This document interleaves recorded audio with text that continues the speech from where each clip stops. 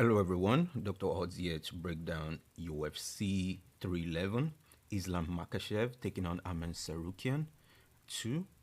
First, I'll be starting with the first fight, which others could change, but for right now, it seems to be Tagir Ulanbekov taking on Clayton Carpenter. Tagir Ulanbekov came off is not. Next fight is between Peyton Talbot taking on Raoni Barcelos. Peyton Talbot is a rising prospect who has been dubbed and compared to Sean O'Malley just based on their composed striking. But Peyton Talbot is way better. He's been very active, especially as of late, having cancelled fights with Joshua Van, which he came in overweight. But prior to that, he had wins over Cody Dutton by submission, Nate Menez by submission. Tim Elliott won by unanimous decision. That could also be very debatable. But he also has a split decision win over Alan Nascimento, who is a very good grappler, having a 12-minute control time with an impressive 4 out of 5 takedown rate. He also has a notable win over Bruno Silva.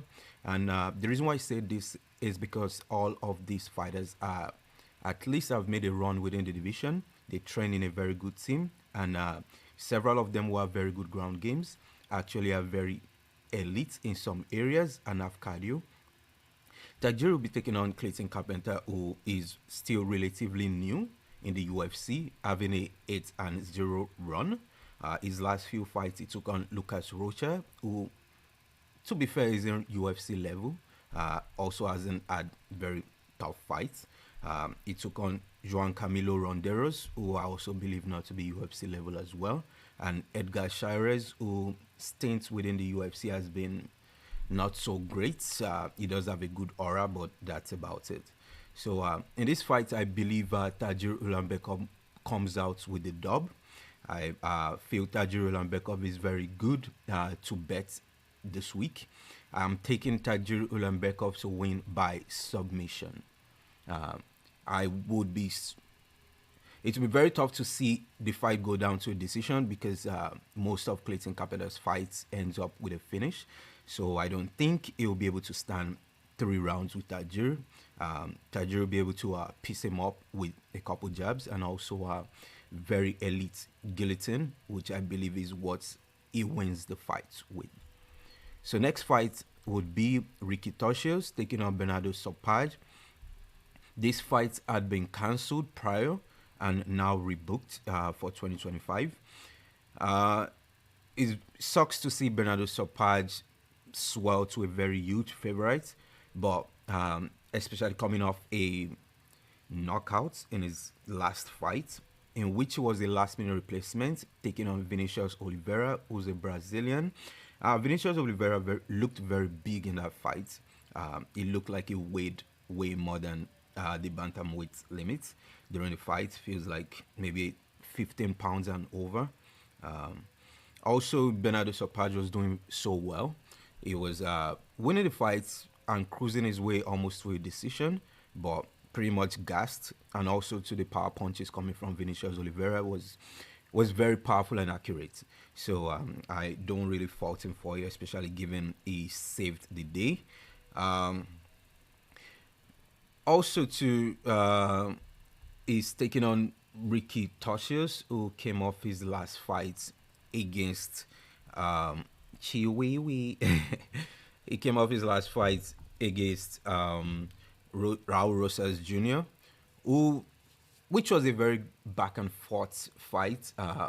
One thing that I actually didn't like from that fight was the fact that he also took Raul Rosas Jr.'s back, and for some reason he wasn't able to keep that position and he lost the position. Personally, I feel like that is a very, very terrible mistake, especially if you are taking position over submission. It's always best to hug the back and stay backpacked like an Aljamain Sterling, but Ricky Toshios wasn't able to do it, and that's pretty much his worrisome, especially since his last few fights haven't been so great. He has a split decision win over Kevin Natividad, who has been cut from the UFC, which basically is very worrisome. He has a loss to Ayman Zahabi, which Iman Zabi hasn't shown to be very good, but lately he's been very durable, and his style of boxing, which is quite similar to Sean Strickland, Chris Curtis with the Philly shell, although it kind of looks awkward, has been effective. And that fight was very, very terrible because Ricky Tosios only landed 27 out of 235 strikes, which Emazabi wasn't too far off, landing 54 strikes during the whole fight. So that win, that loss was very terrible. Sorry. Split decision win to Brady Easton, which somewhat looks good, but not so much because Brady Easton came off a win against Garrett Anfield, who has also been having a tough time finding his footing within the UFC, coming off an injury as well too. So we'll see how that goes. I feel Bernardo Sopaj takes the win in this Ricky Toshio's fight. I feel Bernardo Sopaj is a very good wrestler. I feel he also is able to outstrike Ricky Toshio's. I feel Bernardo Sopaj should be able to have more power to his strikes. And a lot of people will be feeling Ricky Toshio's because of the volume. But to be fair, I don't think the volume is really there. I feel like Ricky Toshio's can take the fight to however you bring the fight to him with, which is very good because he's very adaptable, but he doesn't look to be fighting his fight. So I feel Bernardo Sopaj is able to dictate the pace in this fight. I feel Bernardo Sopaj takes the win here. If he's able to land very good strikes, I can see Bernardo Sopaj winning this fight by knockout. But Ricky Toshio's is very durable, so I don't see him falling to strikes to Bernardo Sopaj. So in this fight, I'll be taking Bernardo Sopaj by decision. But Bernardo Sopaj money line to me is very safe. Up to the next fight. The next fight is between Rinya Nakamura taking on Moin Gafurov. This fight looks very interesting because on one way I can see Moin Gafurov trying to take the win, but just because he has enough fighting experience, enough experience sharing the mats, sharing the cage with other UFC fighters and other prominent fighters. He's also been the sparring partner to UFC bantamweight champion Merab Divashvili, which we would get to later on. Win Gafurov as his last win against Kongyo Kang, taking a unanimous decision win. A lot of people fault him because he was taken down by Kang, but all fairness, Kang is very good. Kang is very durable. Kang also is strong and is tall for the division. Kang also has very good BJJ, also decent wrestling, which is very underrated, and pretty much basic strikes because he's not very diverse. He has very good jabs.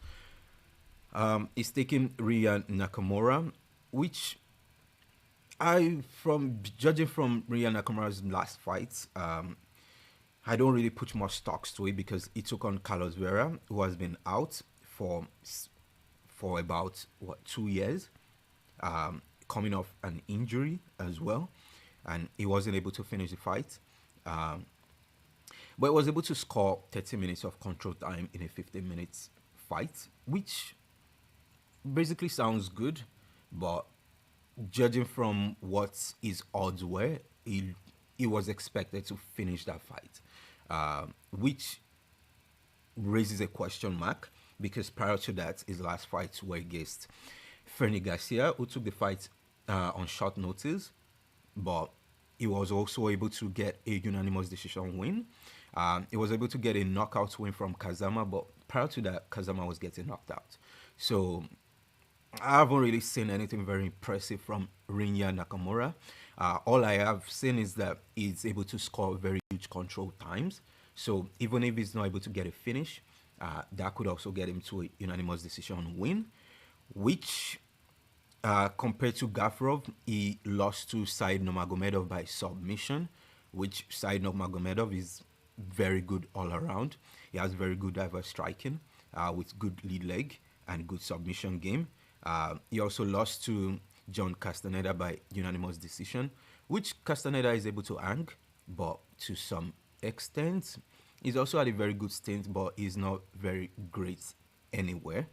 But he's just very good striking and grappling, which is exactly where Moin Gafarov stands. I can see pressure getting to Moin Gafarov. He kind of likes to cover up whenever he's being pressured, which would work in Rya Nakamura's favor because Rya Nakamura is always action, action, action. And if he takes you to the ground, he has very good top game. He's able to stay on top and basically get still some control time. Also, too, if he's able to pressure Moin Gafarov to the cage, I could see him getting some control time like that. I'm able to control Moin Gafarov striking. So all in all, I can also see this fight going and playing to another decision by Rya Nakamura taking this. So to my best, my pick would be Rya Nakamura, and I'll say I don't know how the fight really goes, but Rya Nakamura by submission raises a question mark for me, just because I could see him able to get that, and also too, the strongest lane for me is Rya Nakamura by decision. Next fight is Caro Rosa taking on Ailin Perez. Caro Rosa has been very good within the division. She's one of the contenders, but she feels very average within the division, which means that she's able to hang with people mostly because of her toughness. Caro Rosa came off a decision win against Panikiazad, which Panikiazad is a very good striker, but Panikiazad doesn't have a good ground game. So basically the way to beat Panikiazad is pretty much right there. Just take her to the ground and walk your control. Also, she took on Irene Aldana in her last loss, which was the fight previously, which was a very high volume striking, in which, if you know Irene Aldana, she doesn't go to the ground. Irene Aldana doesn't do no leg kicks. She's just straight boxing. But in that fight, Caro Rosa was able to mix it up.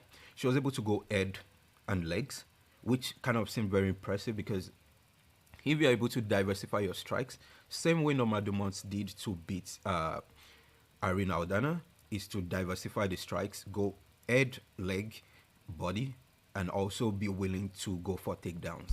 If Caro Rosa was able to go for takedowns that fight, she would have possibly won the fight. She also beat Jana Santos, Caro Rosa, which kind of didn't look so good, or still doesn't age so well, because Jana Santos came off a win against Chelsea Chandler, which Chelsea Chandler doesn't seem to be so good, or she's still trying to find her footing within the division and within the UFC.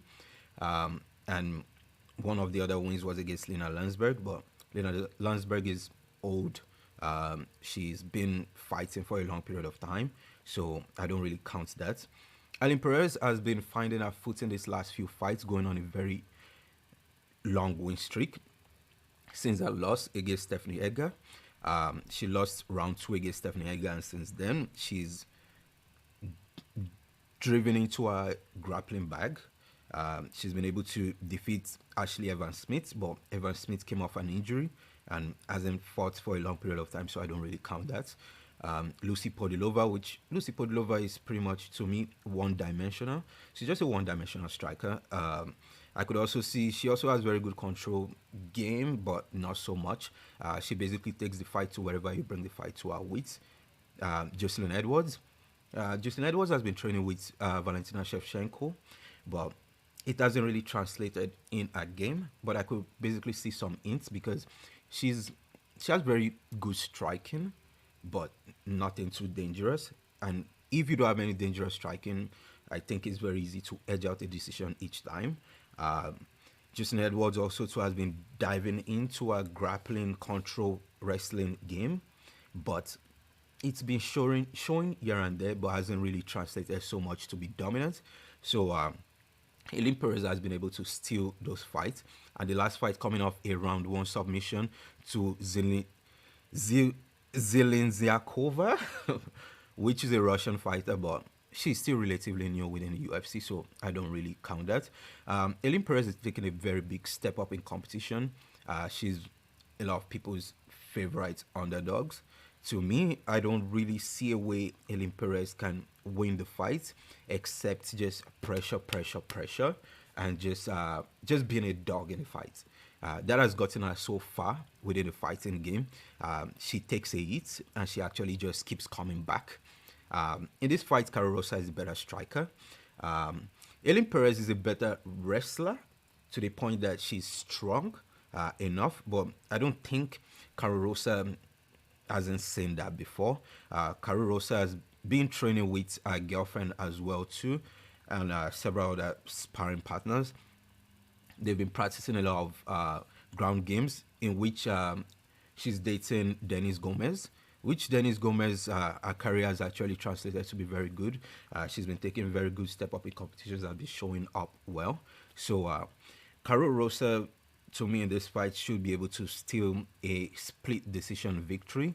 I could also see a way Elin Perez can kind of steal a round just because she has very good top pressure. And if she's able to take down Caro Rosa, Caro Rosa does have good get up game, but it may take a little amount of time to get back up to her feet. So I can see her kind of like edging around.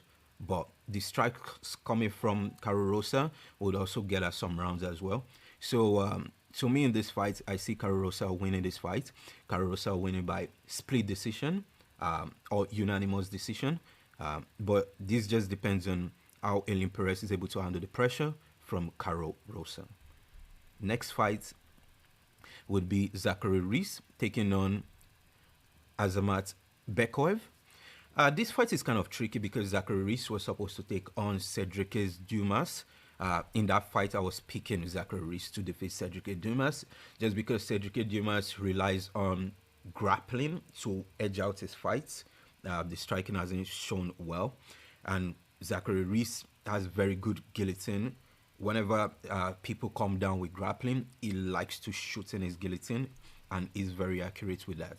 So in this fight taking on Bekoev, it's kind of very interesting because Bekoev is a Russian fighter whose score has been grappling, but compared to how he fights striking, which kind of is very off because Zachary Reese is a very wild striker.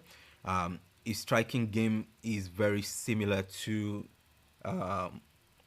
he's just a very wild striker, very similar to to one fighter. I just forgotten his name. Very wild, but he throws knees, he throws straight jabs, and he just kind of dives into the fight.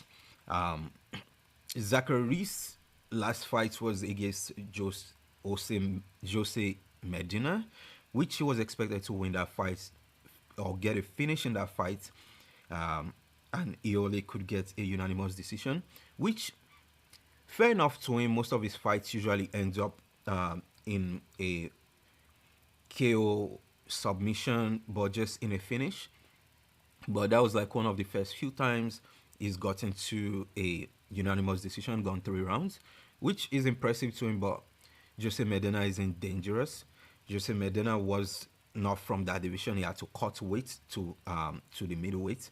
So I felt he should have been able to defeat a depleted Jose Medina.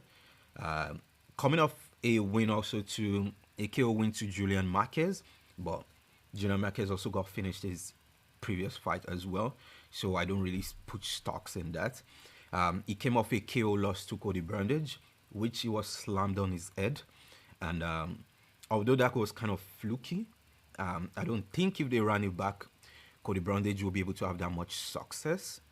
But then again, Cody Brundage is a very good grappler. So he could basically just control Zachary Reese, which Zachary Reese loves to be on his back.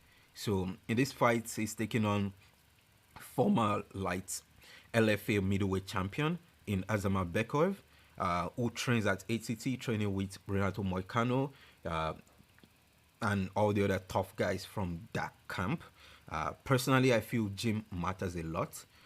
In this fight, a lot of people would like Zachary Reese as a very good underdog, but I think this is a very, very, very hard matchup for Zachary Reese, especially given I believe every former champion from a different organization, they'll have to come into the UFC,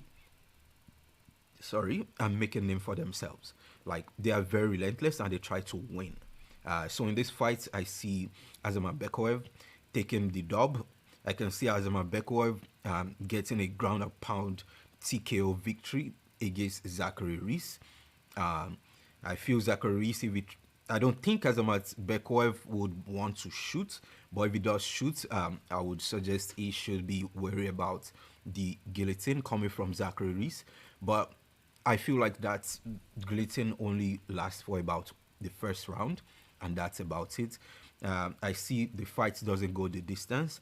I see Bekaev taking the win by TKO finish, but Bekaev is the pick for the fight. Next fight is Grant Dawson taking on Diego Ferreira. Grant Dawson had been on a very good win streak up until he lost against Bobby King Green, which was a very big shocker because Grant Dawson was a very huge favorite. Grant Dawson got knocked out by hook within the first round, within the first few seconds of the fight, which kind of rose a couple question marks and rose the stocks of Bobby Green, which basically doesn't age well, having a loss to Paddy Pimblett by submission, in which Paddy Pimblett wasn't able to submit Tony Ferguson or wasn't able to knock out Tony Ferguson, who's come out of a straight loss. So basically that doesn't really age well. But prior to that, I was able to get a knockout win against Rafael Garcia, which Rafael Garcia is very durable, but really isn't so great anywhere. But he's just durable, he's relentless, and he's very good everywhere, but not great anywhere. Joe Selecki, which basically the best way to beat Joe Selecki is by control time. Joe Selecki is a BJJ nerd, to put it. He just relies on his jiu-jitsu, and if he's not able to like get his jiu-jitsu going or get his rear naked, basically there's not much going on within the striking department.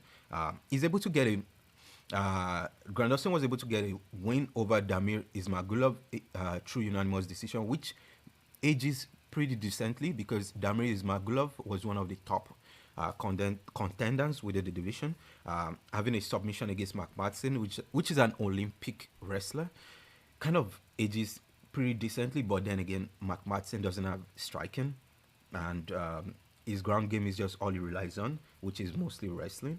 But he was trying to build onto his submission game. But Grant Dawson trains out of ATT, training with the best. So I can see how several of all these fights goes, having a submission against Jared Gordon, which ages well.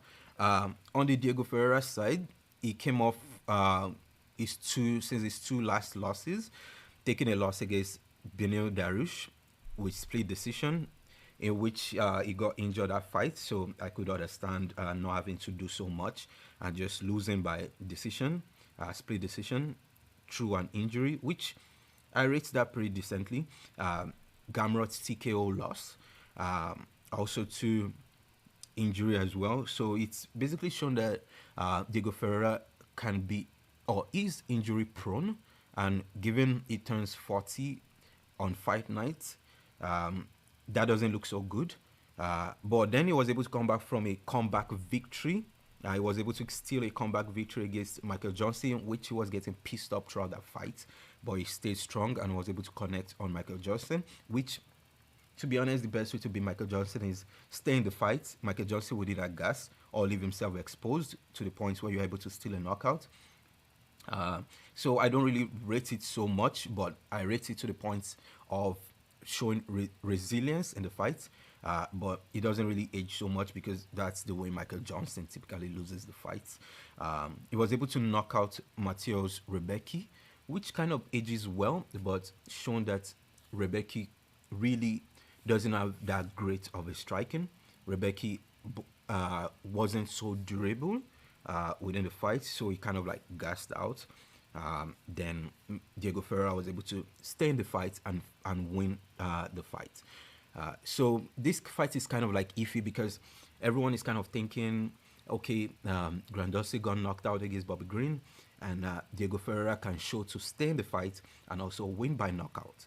But I feel like Grandossi has learned his lesson from that Bobby Green fight, and I don't see Grandossi losing the fight against Diego Ferreira. But I can see Diego Ferreira kind of staying in the fight to cruise through. And if Grandossi wasn't able to really sub up Joe Selecki, I don't think he will really be able to do that against Diego Ferreira. Grandossin's ground game doesn't really translate so much because Grandossin takes position over submission a lot of times, and he also takes position over ground and pound. So if he's not looking towards ground and pound this fight, I don't think Grandossin comes out with a finish in this fight. So all in all, I see Grandossin winning this fight by unanimous decision. Next fight is Guskov. Is Bogdan Guskov taking on Billy Elekena. Billy Elekena is making his UFC debut in this fight, and I feel it's pretty much too early, too soon to take off Bogdan Guskov, who basically has shown to be training and upping into multiple gyms, training with people who are very well skilled, be it grappling, be it striking. The only way to beat Guskov is one, either you have to be a powerful puncher, and two, have a very good ground game. I feel the latter makes more sense. Having good ground game gives keeps Brandon Guskov guessing because you're able to take him down to the ground and just either work your submission, given he's still relatively trying his best within that department. Is like, I believe Brandon Guskov is a blue belt or white belt in grappling. I'm not too certain, but I don't think he's a purple belt. So maybe if he's upped his rank to a, yeah, I don't think so. So and Elekena, from what I've seen, is not a very good grappler. So that's out of the window. Elekena is just a striker who basically has decent knockout power, but to me, his wins haven't aged well. His last opponent, which he knocked out, was 1-1, which shows lack of experience in that department. His fight before that was in the PFL, where he won by split decision to someone who had 3 losses and 1 win, and the person that was over Jared Vandera, which also doesn't age well because Jared Vandera had been cut from the promotion, having taken several losses, and Jared Vandera has been a very one-dimensional striker. So that's out of the window. Billy Elekena's resume doesn't cut it well. Bogdan Guskov came off a KO victory to Rayaspan. Rayaspan also has shown to be decently good in every department, but lack cardio. Also, is not defensively sound. He can get knocked out and he can also get subbed up, but the range department keeps people guessing, and that's exactly what gives him an advantage here and there. But other than that, Ryan Span is very low volume. Ryan Span just doesn't really come out to fight to win. He just comes out to hang around and kind of sneak in a win if possible, but he's a kill or be killed fighter. Also, he came off a KO win against Zach Palga, which Zach Palga has shown to be a very hanging there kind of fighter, in which he doesn't push the pace that much. He kind of tries to stay safe, and throughout staying safe, he can get him in huge trouble, because all people need to do is pretty much find that opening and connect a shot, and which they've been able to do it, and he's been able to lose. Mohamed Usman was one. Mohamed Usman just stayed in the fight and connected just a shot on Zach Palga, and Bogdan Guskov was able to do that and knock out Zach Palga, which his loss was against Volkan Ozdemir by submission. But if we all know Volkan Ozdemir is not a very good grappler. But he can grapple, but he's not that great of a grappler. Daniel Cormier, very good elite grappler, was able to show that. But if you basically don't have very good or sound grappling game, then he's able to pretty much take over. So I can see this fight being a stand-up fight with Billy Elekana. I can see Guskov being the one landing the powerful strikes, and I can see Bogdan Guskov taking a knockout victory in this fight. Next fight is between Jailton Almeida versus Sergey Spivak. This fight pretty much brings more contenders within the heavyweight division. Jailton Almeida lost all the hype in his fight, losing to Curtis Blades, in where all he had to do, all he did throughout that fight was go to the ground, go to the ground, go to the ground. Pretty much try to take Curtis Blades to the ground and do what? Question mark. Like, he had nothing he would like to do there. Was it ground and pound you were looking for? Was it submissions you were looking for? But clearly it showed that he didn't have a very good game plan, which Curtis Blades was able to land couple strikes the moment every time Jailton Almeida was trying to take him to the ground, and that earned Curtis Blades a knockout victory, which pretty much doesn't age so well because Curtis Blades got knocked out as quickly against Thomas Spinal. So it just shows that Thomas Spinal is right there, and the rest of the division is like right there, and the only competition for Thomas Spinal is John Jones. Based on even Tsarukyan may not even be a competition for Thomas Spinal, just because Tsarukyan has a very, very terrible ground game, and if you're able to score that ground game against take Tsarukyan to the ground, it shows that you have a high chance of winning. Francis Ngannou, who is a striker, has mastered the art of the ground game and is able to win his fights like that. And he's shown that in the heavyweight division, if you have a threat for ground game, then you have a very high chance to win. And if you are also a good striker and powerful puncher, you also have a very high chance to win as well. Jailton Almeida came off a win submission against Romanov, but that doesn't age well because Alexander Romanov is never prepared to fight camp, or even if he is, when he gets to the cage, he doesn't show up. He looks gassed out. He looks like he doesn't know what to do. If he's trying to strike, if he's trying to grapple, if he's just trying to hang around, he just doesn't know what he's trying to do. So I don't really rate that win so much. Jailton Almeida came off a unanimous decision 5 rounds win against Derrick Lewis, in which Derrick Lewis doesn't really have so much of a ground game. Derrick Lewis just comes to bang, and that's about it. Just comes to bang, have fun. But he just tried to use the same Derrick Lewis technique on Curtis Blade, which didn't age well. You can just take controls and not have anything to do with them. The TKO win against Shamir Abdurakimov ages terribly because he had like 3 losses all by TKO, so I don't really rate that. Jairzinho Rosenstruck by submission. Jairzinho Rosenstruck doesn't have a good ground game, so I don't really rate that because he's just a powerful puncher, and that's just about it.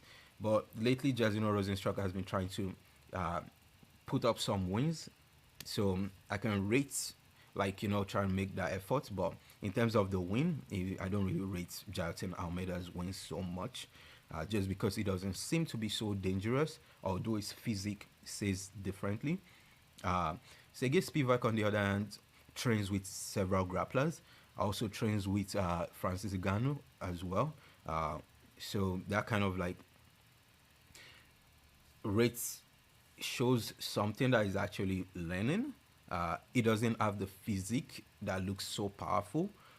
He came off a win against Marcin Tybura in the first round, in which Tybura took that fight on short notice, I believe. So I don't really. Well, it's a comeback victory because he lost the first fight against Marcin Tybura and he came back to win by submission. So I kind of understand and I see that. Then the one against Tsarukyan, round 2 TKO. in which he didn't attempt any ground game against Tsarukyan, or he tried to at least. He tried to, but he couldn't get the takedown, uh, which kind of is understandable because you wouldn't really beat Tsarukyan. He's always moving and all that. He had a round two sub.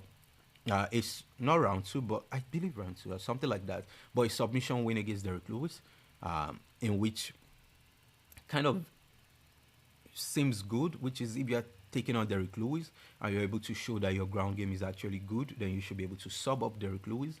But Jailton Almeida not being able to do that kind of rose a question mark. It just shows that his skill set to submission is kind of not so good because he only transitions to like two major kind of submissions, which is either rear naked choke or pretty much a arm triangle, but something like that. So I don't really rate that. But in this fight, I could see Sergey Spivak not being the better striker. I see Jailton Almeida being the better striker. I see Sergey Spivak being the better Brazilian Jiu-Jitsu grappler. But I believe Jailton Almeida should be stronger than Sergey Spivak in this fight. I also believe Jailton Almeida should be more effective in this fight. So based on the stats, I could also see, I would take, my pick would be Jailton Almeida to win by decision. I don't think Jailton Almeida would be able to finish this fight. If it does, then it would have to be by TKO because he would have to lay ground and pound on Sergey Spivak. I don't see Jailton Almeida being the better Brazilian Jiu-Jitsu grappler against Sergey Spivak. So in this fight, the best ways to bet it is Jailton Almeida by knockout, TKO, because Sergey Spivak will be willing to take the fight to the ground. But yeah, in this fight, I see a better grappler. Although Sean O'Malley has been working on his grappling, and he's shown to be very decent at what he does, working on his BJJ. But Petit Talbot has also shown to be able to hang. But then the level of competition does vary, so there's still a very big question mark on Petit Talbot and his skill set. Petit Talbot came off a TKO win to Yanis Gomori, which kind of doesn't age so well because Gomori isn't UFC tested. Gomori isn't also very good. Right now, he doesn't show to be UFC level based on his wins, based on the way he fights. Also, too, he came off a TKO win taking on Cameron Simon, which kind of ages decently because Simon is a very good litmus test. He's kind of good everywhere, but not great somewhere. So that's kind of raises question mark on Simon because he would need to string up several victories to be able to kind of solidify himself within the UFC. Taking on a couple losses, which doesn't sound so good because he has the risk to getting caught. So I can kind of like rate that amongst Petit Talbot's wins, very good, but it's just average. He also got a submission win against Nick Aguirre, in which Nick Aguirre dominated the first round through grappling, and Petit Talbot was able to stay composed and get a submission victory in the second round. So kind of it just shows that Petit Talbot can dig deep. Petit Talbot actually can finish a fight. Also, too, Petit Talbot is kind of very composed. So it kind of shows that he knows what he's doing. So I can kind of like see how Petit Talbot kind of strings up his victory. He's taking on Ronnie Barcelos, in which Ronnie Barcelos basically he won his last fight against Christian Quinones. Christian Quinones dominated almost the entire fight up until when he got submitted. So kind of it just shows Christian Quinones' ability to stay composed, his cardio, more than and also shows Ronnie Barcelos' ability to dig deep and try to win a fight that basically you risk losing, because if he lost that fight, he would have gotten cut from the UFC. So he basically gets to fight once more. But prior to that, he came off a loss to Kyler Phillips, in which Kyler Phillips dominated the entire fight. A TKO loss to Umar Nurmagomedov, but who wouldn't lose to Umar Nurmagomedov, right? Like, he's undefeated for a reason.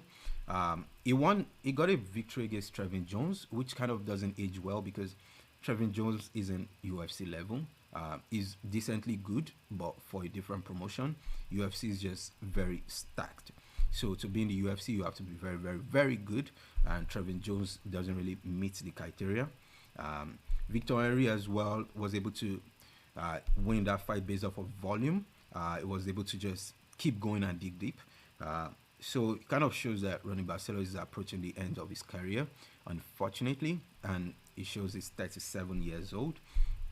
So in this fight, I always see this fight going one way, and the way is Petit Albert getting the win.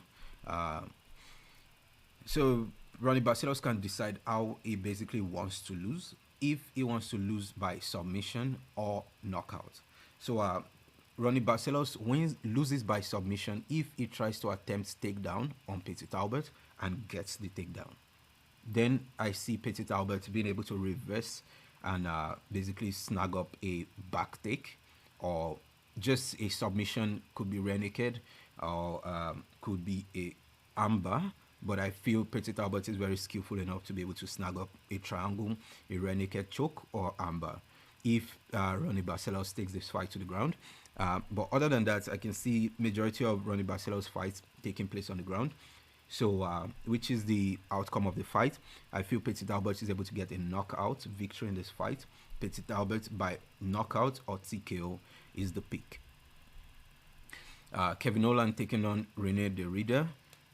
Kevin Holland has been a decent litmus test within the division. He's willing to take on anybody and everyone, which credits to him. He's able to do that and still last within the UFC. But the question mark I have on Kevin Holland is that his last few victories is had to rely on grappling to win. Majority of the people who cap this fight basically talk about Kevin Holland and his insane striking prowess, which all credit to him is good. It just shows that Kevin Holland actually has long limbs, long reach, so he's able to keep his jabs really out there, and that's caused him a lot of wins within his striking department. But Kevin Holland's striking isn't very good. Kevin Holland's striking isn't fast enough. He showed that against Michael Venom Page, who is predominantly a striker, and Michael Venom Page was faster than him on all step of the way. Throughout all 3 rounds, Michael Venom Page was able to outclass Kevin Holland. Kevin Holland couldn't find his strikes. So it basically shows and points to Kevin Holland basically relying on his grappling to win fights.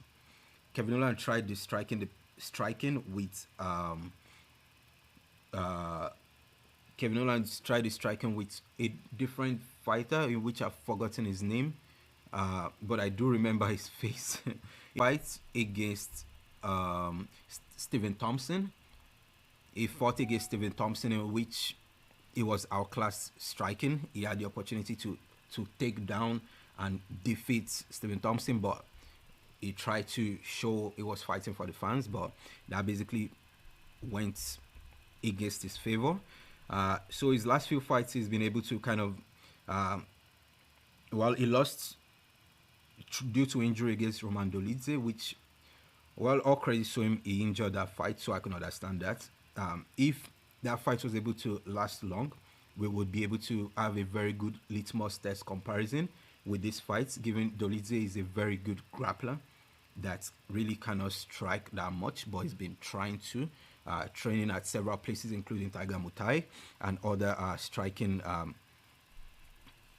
places to kind of brush up on his skills. He got a submission win over Michael Olajechuk, in which, like I said, he relies on his grappling to win the fight. Unanimous decision loss to Michael Page. Split decision loss to Jack Della Maddalena, in which I feel he has enough experience to be able to hang in that department. Michael Chiesa submission win. So in this fight, he's taking on Rene Derrida, who has only lost twice, and the person he lost to is Anatoly Malekin, who is a powerful beast. Anatoly recently took his loss in a 5-round decision fight against a Senegalese fighter, But prior to that, he's been destroying everyone and was holding the belt. Um, Also, to Rene the Reader has very good submission game. So, do I think Kevin Holland outstrike his way to the Reader? Of course not. A lot of people will be thinking picking Kevin Holland in this fight, but I beg to differ. Rene the Reader was able to win his UFC debut against Jerry Mershat, who's a very good grappling guy. Uh, Jerry Mershat, he was able to switch position, um, reverse position, and sub Jerry Mershat, in which all credits to him. Jerry Mershat is kind of like the litmus test of the division. Plus, Jerry Mershat doesn't have good striking. Um, so I could understand how a lot of people don't believe that fights could age that good. But Jeremy Shat has been able to string up a couple wins and actually take up a couple wins against notable names. So all credit to him. I feel like Rene De Reader in this fight against Kevin Holland should work out good. The bets that I have, and my pick is Rene De Reader to come out to defeat Kevin Holland. I can see Rene De Reader coming out with a submission victory because Kevin Holland has a thing for always trying to take the fight to wherever you want the fight to go. Also, so if Rene De Reader wants to get the fight to the ground, in which he's powerful enough to take the fight to the ground, Kevin Holland, rather than look to stand up, would look to play his jiu-jitsu game, in which I don't think he would win in that department. So give me the UFC newcomer. Give me the one championship fighter. Give me Rene De Reader to win this fight. And give me Rene De Reader to win this fight by submission. Next fight is Beneil Dariush taking on Renato Moicano. Beneil Dariush has been very good within the division. He's been the litmus test of every rising prospect.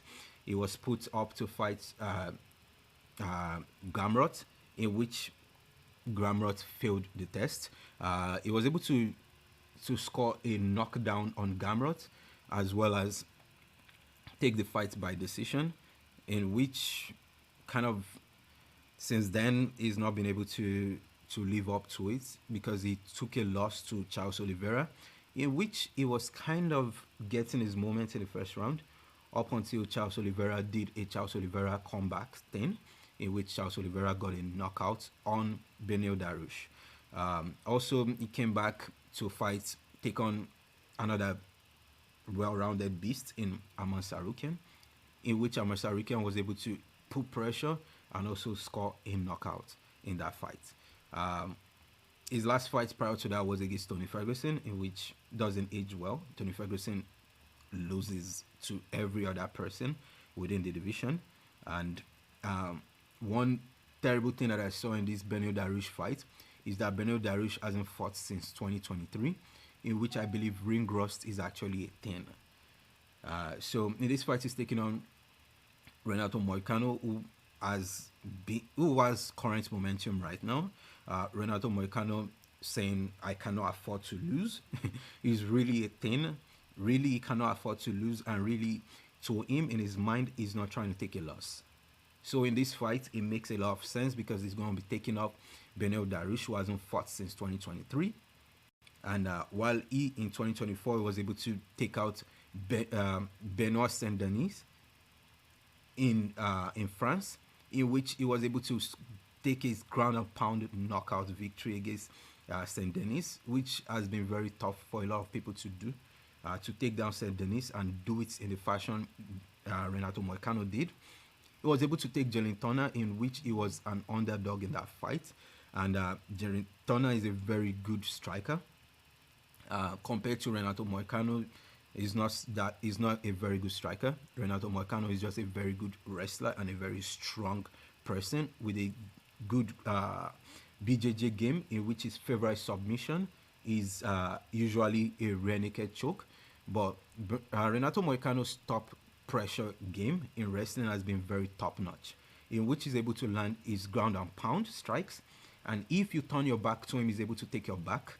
So it's a win-win situation with the way he fights.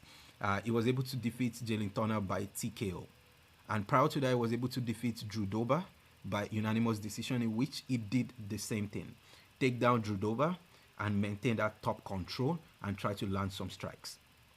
Drudova has shown to be very strong in that fight, so that fight went the distance. His fight prior to that was against Bradley Riddell, in which he made quick work of Riddell by getting a submission, taking his back and choking him out. Rafael Dos Anjos, Renato Moicano had a story with the Dos Anjos fight. He said he wasn't prepared. He said it was a 5-round fight. Yeah, he said his cardio failed him, and he also gave reasons to why he lost that fight. He said he had been drinking as well too, or he wasn't taking it serious or something like that. So all credits to him. He was able to at least outlast all 5 rounds of that fight. So I don't really fault him for it. But one common thing that Beneil Dariush and Moicano have is also the win fashion, in which first Dariush was able to finish Drudova inside the distance. I think submission or knockout Drudova, while Renato Moicano was only able to defeat Drudova by decision. But the Alexander Hernandez fight, Alexander Hernandez was able to knock out Beneil Dariush, and that was a very long time ago. But Renato Moicano was able to sub Alexander Hernandez. So that shows the difference in grappling strength, in which Beneil Dariush loses to powerful strikers or technical strikers, while Moicano beats people who he has better ground game over, with either big control time or jiu-jitsu. But so far it takes you to the ground, it makes good work of you. And in this fight, I'll be riding the momentum. I feel Renato Moicano is a way better striker than he once was. I feel Renato Moicano has a very good game plan, and in this fight, I can see Renato Moicano try to take a TKO win against Beneil Dariush. Beneil Dariush can hang if you try to take him to the ground, but he is not immune to being taken to the ground. So I can see this fight taken up with strikes, and Renato Moicano, knowing how dangerous Dariush striking diversity is, in which he wouldn't be ready to get a spinning back elbow to the face or something, as Beneil Dariush is a very, very good striker. I feel Renato Moicano would later on within this fight take the fight to the ground and not play grappling with Beneil Dariush. I feel if he plays grappling with Beneil Dariush, he could get subbed by Beneil Dariush. Beneil Dariush is also good on his back. So in this fight, I can see Moicano try to take Beneil Dariush to the ground and also win this fight by TKO or decision. So Renato Moicano is the pick. Next fight is Yuri Prohaska taking on Jamal Hill, 2 former UFC light heavyweight champions. Jamal Hill. First, I'll start with Yuri Prohaska. Yuri Prohaska lost his last matchup with Alex Pereira in the second round, losing by second round knockout. But then again, it was last minute, so I don't really fault Yuri Prohaska for it, given he probably wasn't prepared, even though he was trying to keep his strength and conditioning up. It's just you can't really prepare for Alex Pereira that much. The only way to beat Alex Pereira now is to land very good, accurate, pinpointed strikes on Alex Pereira, or take Alex Pereira to the ground and just hope not to gas out. Other than that, no one is beating Alex Pereira, as every time he's always training and his skill set is always improving. Prior to that, Yuri Prohaska pulled a comeback win to defeat Alexander Rakic, in which he was being dominated that fight up until he was able to land a couple strikes to knock out Rakic. He lost to Alex Pereira via knockout in the fight before that, which was the first outing. He pulled a comeback fight against Glover Teixeira, who is Alex Pereira's coach, which was the reason why he was a UFC champion. And that submission win came in the 5th round, in which Glover was having his way taking Yuri Prohaska to the ground and pounding him. So this just shows that Yuri Prohaska is able to get beaten and still stay in the fight, which is not a very good model to win in fights. Yuri Prohaska has 2 knockouts losses, in which one being from Paul Craig, but then again he got his arm broken in that fight, so I don't really count it. and also which he got his hand broken from a submission. His arm was literally dangling, so that was very hectic to watch. So it's been good to see that since that fight, he's been able to come back up top. Um, his second knockout was from Alex Pereira, which basically was a controversial fight stop from veteran referee Abdin. But nonetheless, Alex Pereira was able to connect his fist to the nose of Jamal Hill, which sent Jamal Hill unconscious. Um, so since then, we've been seeing a lot of clips with Jamal Hill confronting Alex Pereira, yada yada yada. But Jamal Hill is just trying to build that fight, so I don't really count it to anything. He's just trying to make money for himself, for his family, and not feel forgotten. So he just has to keep making headlines for that to happen. Prior to that, Jamal Hill was able to capture the vacant title fight with Glover Teixeira, in which he had a one-sided unanimous decision beat down, and Glover Teixeira retired after that fight. But both Jamal Hill and Jiri were title champions before relinquishing their belts due to injuries, and since their return, they've been unable to capture the belts. In which this fight kind of makes a lot of sense for. Cardio would not be a problem in this fight. I can see both fighters kind of taking their time and trying to land some punches. Jamal Hill will be patient in this fight and he'll be able to pick his shot. Yuri Prohaska is too hittable, and I don't see a way he strings a comeback to win this fight. So give me Jamal Hill to win this fight by decision or by knockout. Next fight is Merab Devalishvili taking up Umar Nurmagomedov.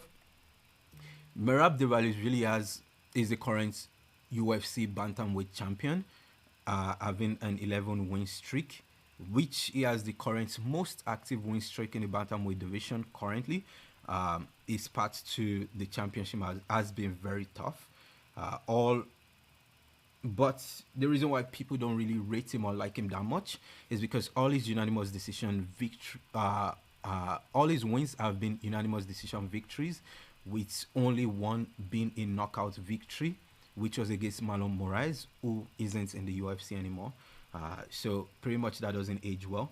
But all his victories do age well, in which he defeated former champions in Sean O'Malley, Henry Cejudo, Peter Yan, Jose Aldo. So all those have been very, very impressive. And his key strength is the pressure, his cardio, and how he's just able to be relentless in the cage. He's been training with his best friend Aldo, the backpack demon, in which Aldo has very good ground game, and Merab doesn't have very good Brazilian jiu-jitsu. He risks being subbed, but he just has a lot of cardio, a lot of tenacity to push through every moment.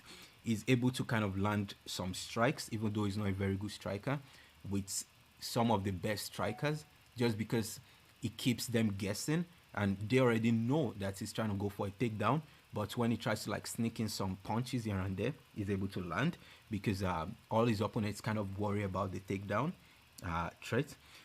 On the other hand, we have Umar Nurmagomedov, who's an undefeated fighter and cousin to former lightweight undefeated champion Khabib Nurmagomedov. Umar is on an active UFC win streak of 6 fights, with a style perfect to beat Merab Devalishvili. He has very good striking and very good wrestling. Given Khabib is going to be at the corner of Umar come fight night, he would be vouching for a submission to counter and put Merab in trouble every time Merab shoots. They already know that it's very hard to stop Merab, especially Merab freestyle wrestling. So I believe Umar Nurmagomedov would be planting a guillotine every time Merab shoots through. Merab has also been submitted via rear naked choke. So that kind of also, they would have reviewed the tape and seen a way to choke or defeat Merab by submission. Given Khabib will be in their corner, be in Umar's corner, I believe these are some things that he's going to be saying while on the sideline, and these are some things they would have practiced in the gym. So in this fight, my pick will be Umar Nurmagomedov to win. I can see Umar Nurmagomedov winning this fight by submission. I could also see him winning this fight by decision. So give me Umar Nurmagomedov to win this fight. Next, we have um, next fight we have and final fight, which is the main event. We have Islam Makhachev taking on Arman Tsarukyan 2. In the first fight, Amar Tsarukyan took the fight on short notice. He took the fight as a short notice replacement, and Amar Tsarukyan also said that he wasn't prepared for the fight, and also too he had his wedding during that period, so I could understand how he wasn't really ready. But he showed to be a very well-rounded guy. In the UFC videos, he showed that he was inspired by Khabib Nurmagomedov to take on MMA. He's modeled his skill sets to Khabib, which kind of shows how he's able to hang with Islam Makhachev. But in this fight, this is going to be a different ball game because Islam Makhachev is the current champion with a 14-win streak in the division. Islam also has a win over Arman in their fight, but the fight went through decision, which doesn't look so good to Islam Makhachev, given Islam Makhachev has been training with the best in one of the best and unstoppable kind of gyms. Arman also hasn't lost since his loss to Gamrot, in which was a 5-round fight. A lot of people basically say Arman won the fight. Gamrot didn't really do much damage to win the fight, so that's kind of understandable. Islam in his last fight defeated Dustin Poirier by submission in the 5th round, and this shows Islam's ability to dig deep in a very high-paced fight, in which Islam Makhachev was also having his moments, but Dustin Poirier was having way more moments in the striking department.